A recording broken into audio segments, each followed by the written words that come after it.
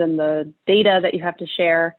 What is that like for the benefit corporation? Like, how do they know that you're doing what you say you're doing from a legal status perspective? Yeah, great question.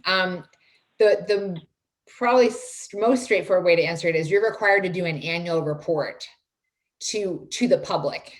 So it must be divulged how you are adding value to all of your stakeholders.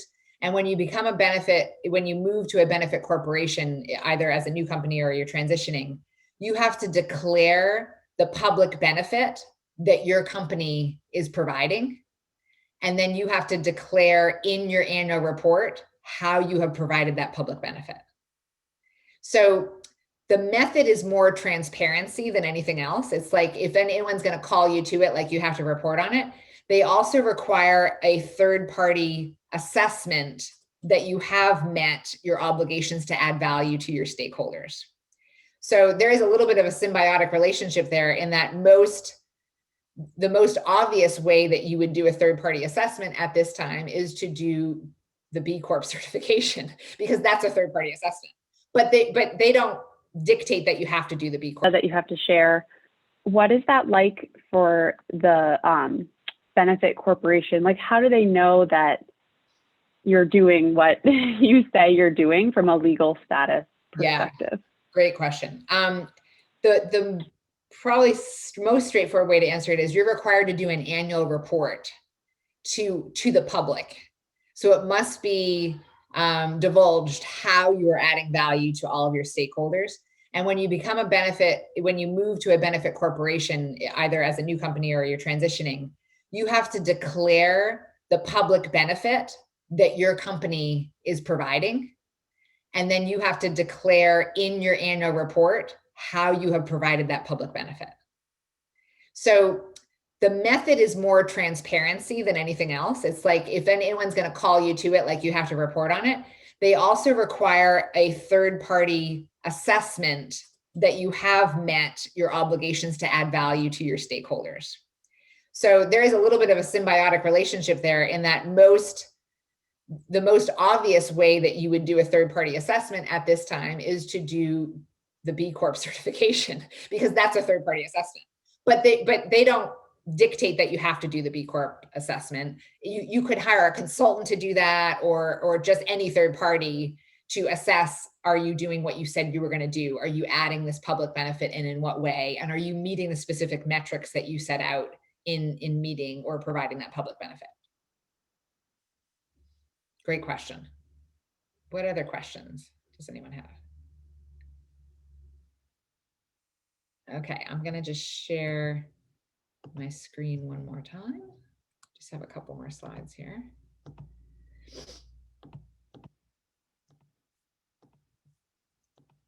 Okay, so we're lucky to have a lot of organizations in Maine that are in this movement in some way. And if you were interested in looking at which companies that you might interact with or you might be a customer of are, let's say, certified B Corps, you can go to the B Lab website, and there's a directory of companies in every state that are certified B Corps.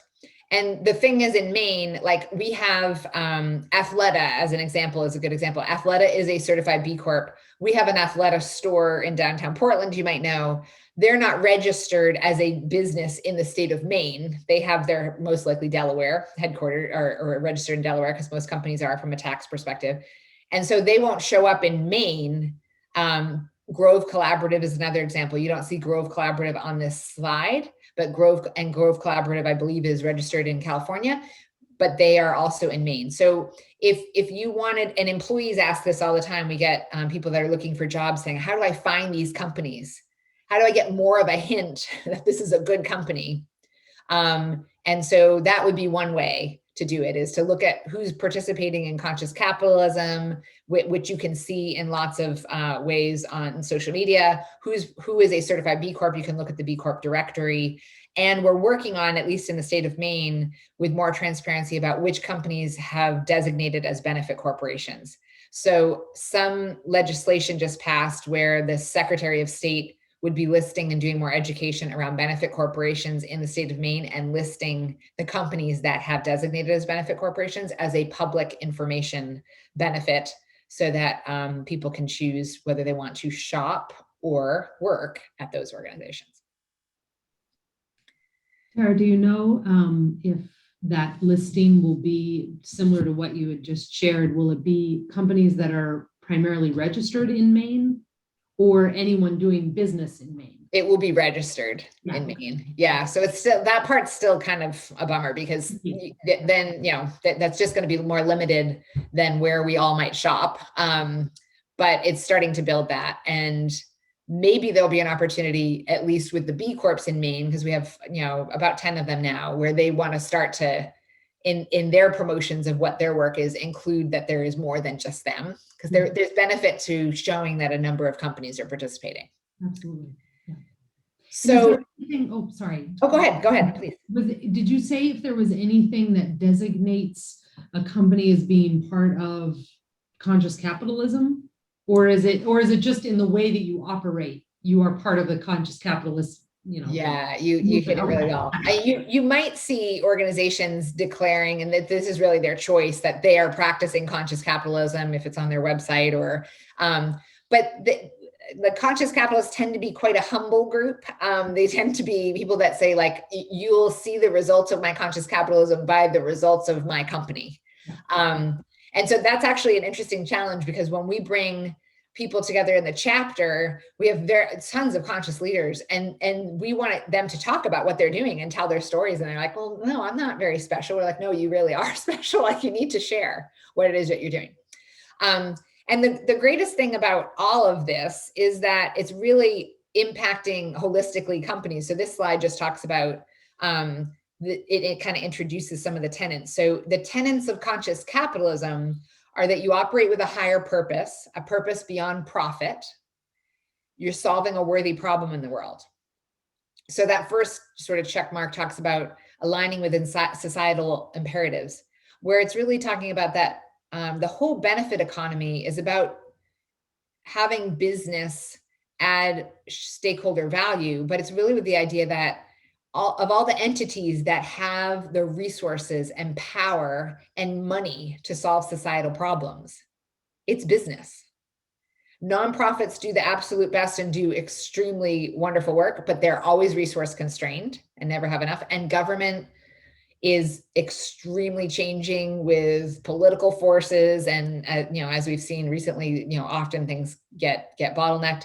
And so if you think about the institutions that we have to solve problems, government, nonprofits, and business is really in the best position to actually impact society for the greater good. And then the conscious businesses are led by leaders committed to using business to create holistic well-being. So that's an indication of how they lead the business, but also how they think about their employees. And another element of conscious capitalism is conscious culture. So we'll do a future session where we dig into what conscious culture actually means, but it's really considering how are you deliberately building the culture that supports your higher purpose? And then what is your aspirational culture to even more support the fulfillment of your purpose? And then how do you close the gap in between those two? And one of the key things about conscious capitalism, and when I say conscious capitalism, you can really think about this as anything in the conscious business movement, whether it be a certified B Corp or a benefit corporation, or even in some ways like 1% for the planet, or those types of initiatives, really follow all of these premises. And the most important one is that you're oriented towards your stakeholders, as we've talked about. But the most important part of that orientation is that you don't think about trade-offs between your stakeholders.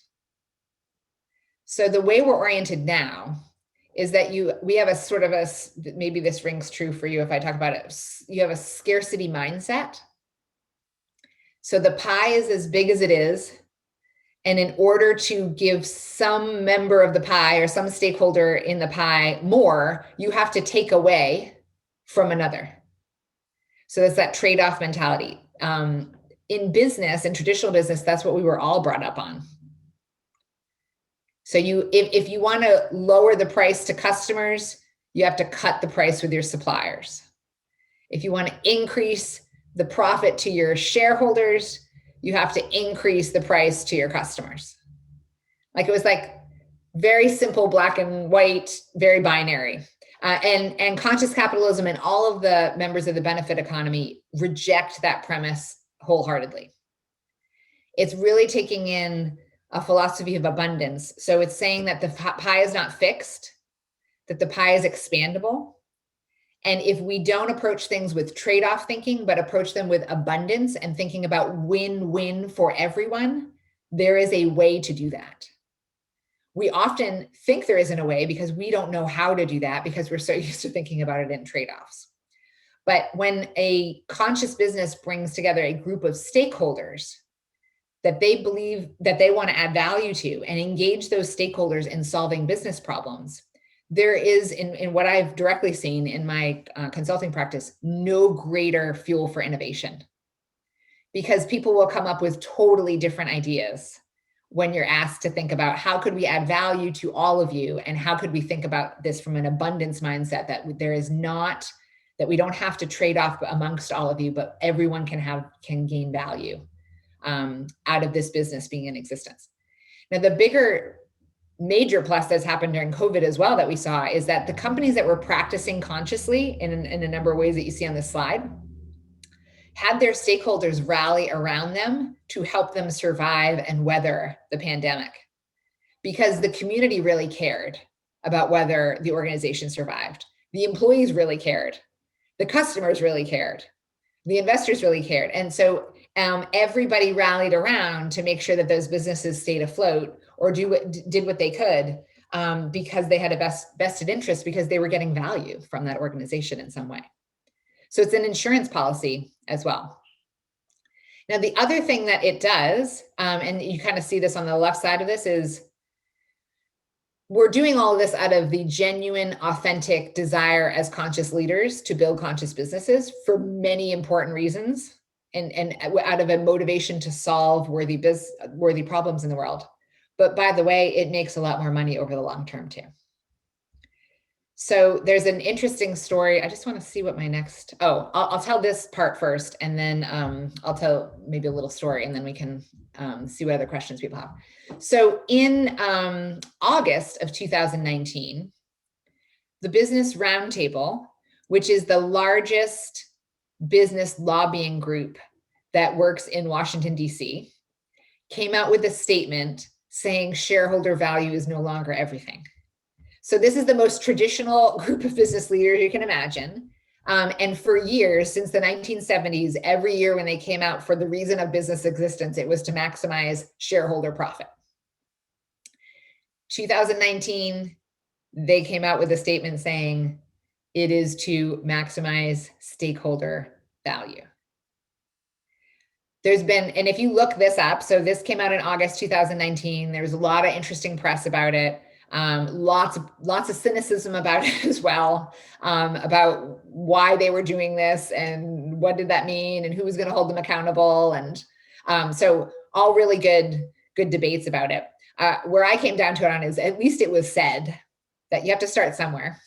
So at least it was said that it was no longer the shareholder primacy model that we were following. Then, they legitimately didn't have very much time to kind of put that into practice before COVID hit. So I think there's still a lot of skepticism about what this actually means, but you can go on the Business Roundtable website and you can have a little fascinating tour and go down a rabbit hole of like all sorts of things that they're saying that they're doing or intend to do to change the definition of how business runs in our society. So it's a really good sign and further momentum for the conscious business movement.